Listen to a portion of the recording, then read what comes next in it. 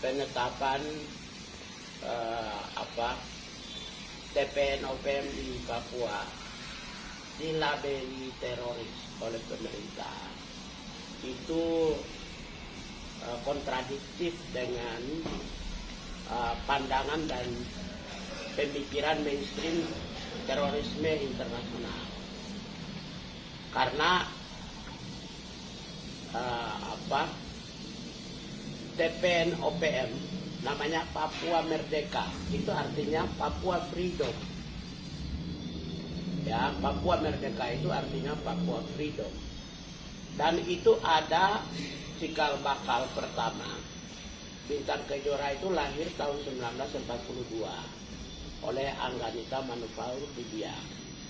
Ya, dia bintang cahaya kedamaian. Sedangkan Merah Putih lahir 1944. 2 tahun kemudian, dia lebih tua. Kemudian keinginan merdeka itu tahun 1940-an oleh Van Eck Hout sudah mempersiapkan kemerdekaan Papua. Dan 1960 Papua benar-benar sudah jadi negara.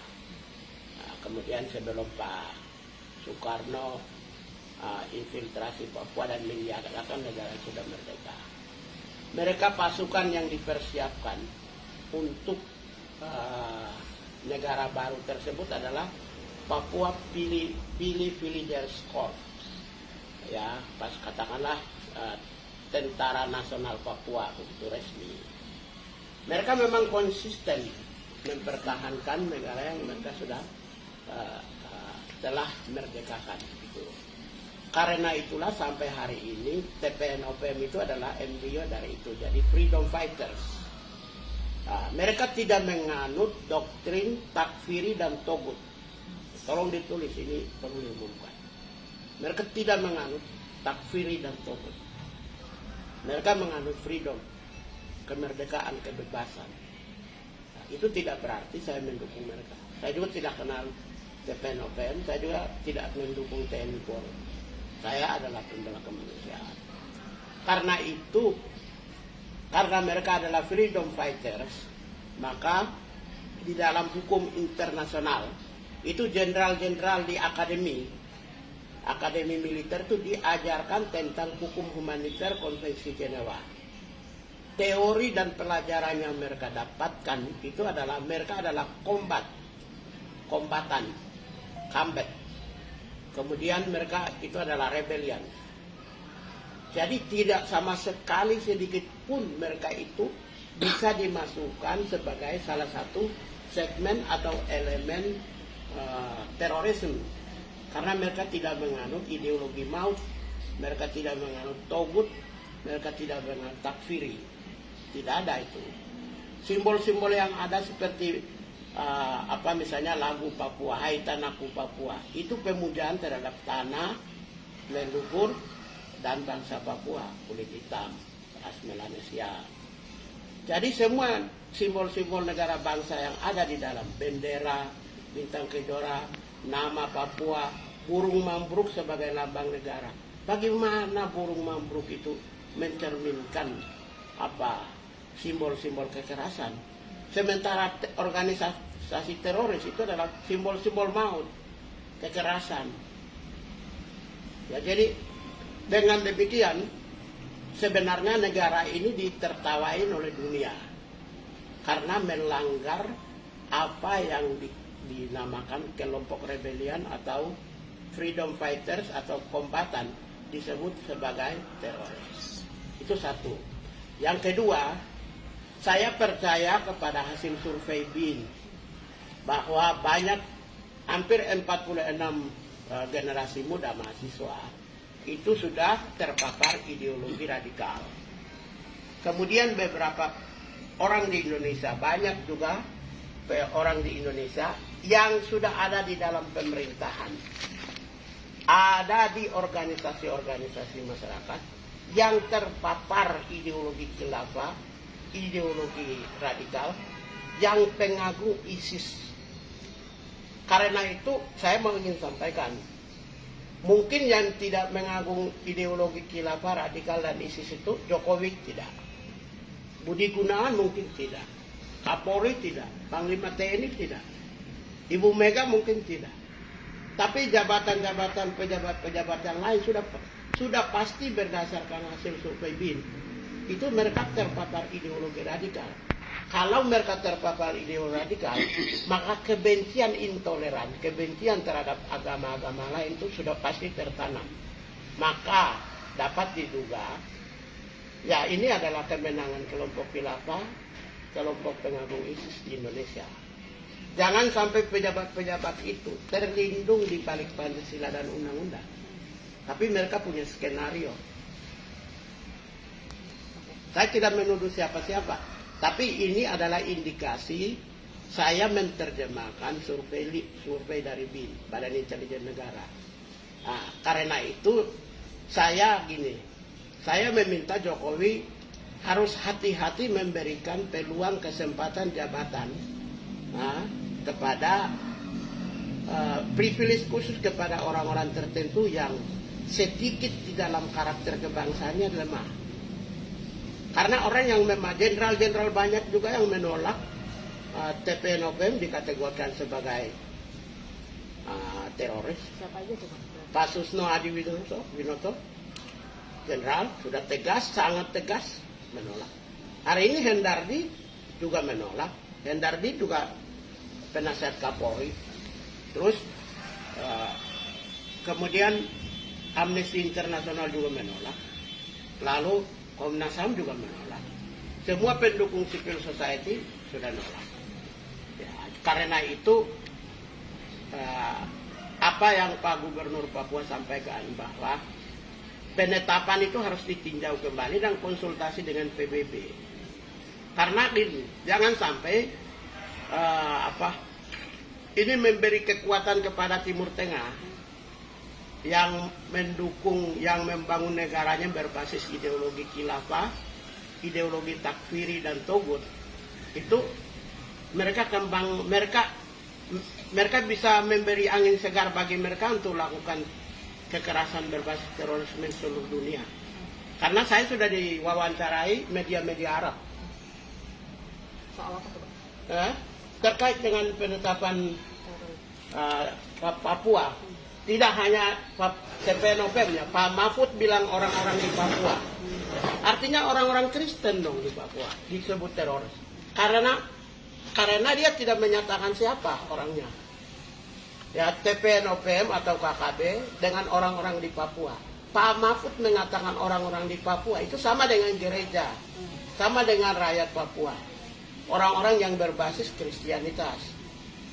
Ini telah memberi angin segar kepada negara-negara Timur Tengah yang membangun negara khilafah, negara yang mendorong kekerasan terorisme untuk menjustifikasi bahwa ya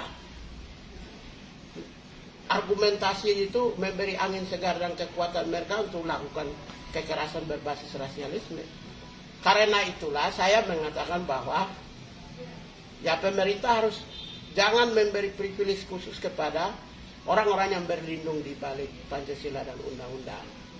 Kemudian memberi jabatan di dalam pemerintah, tapi mereka justru mendorong, mengembangkan, memperkuat, atau memberi angin segar kepada kemenangan khilafah dan ISIS di Indonesia.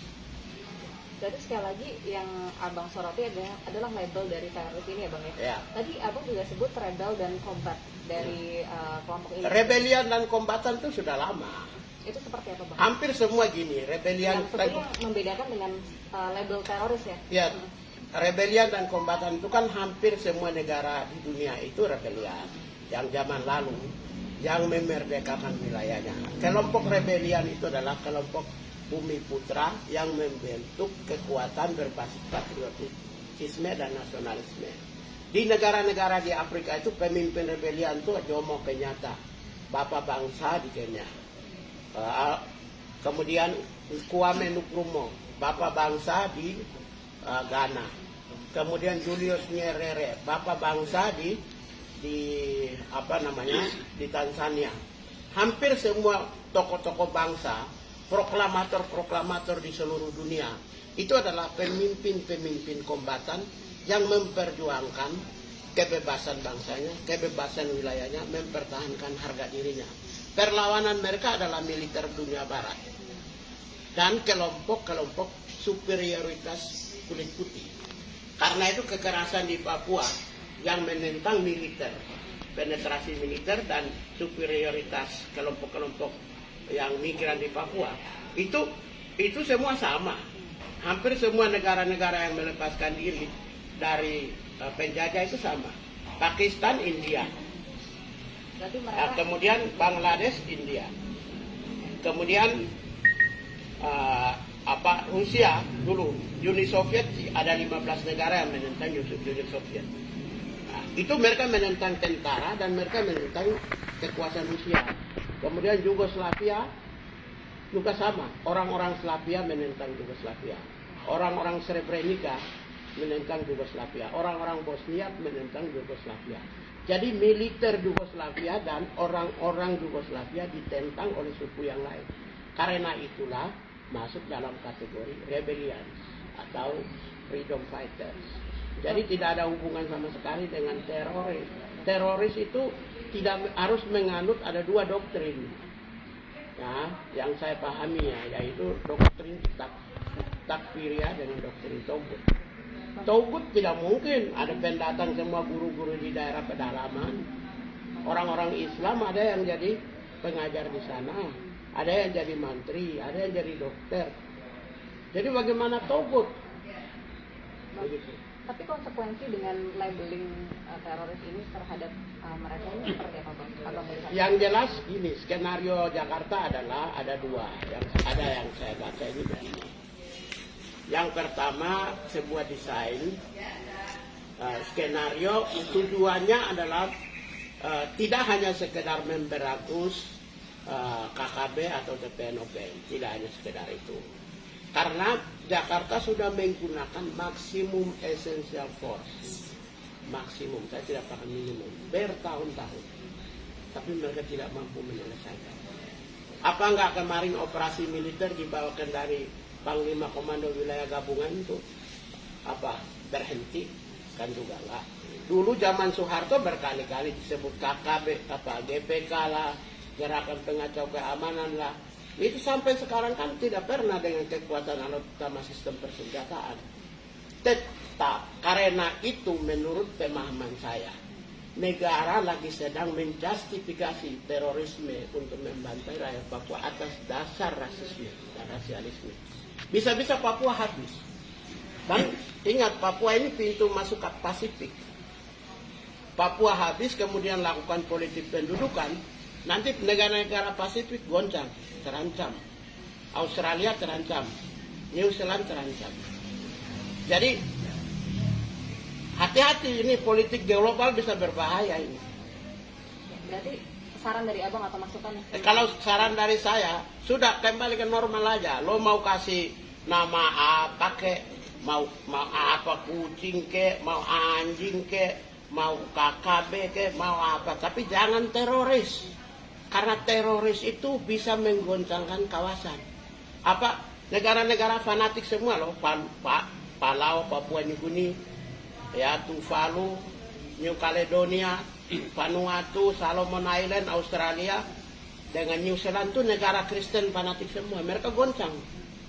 Kalau Papua diberangus, gereja-gereja juga ikut dihancurkan kayak Suriah, orang-orang juga dihancurkan, maka berpotensi untuk penetrasi khilafah ini masuk di kawasan Pasifik.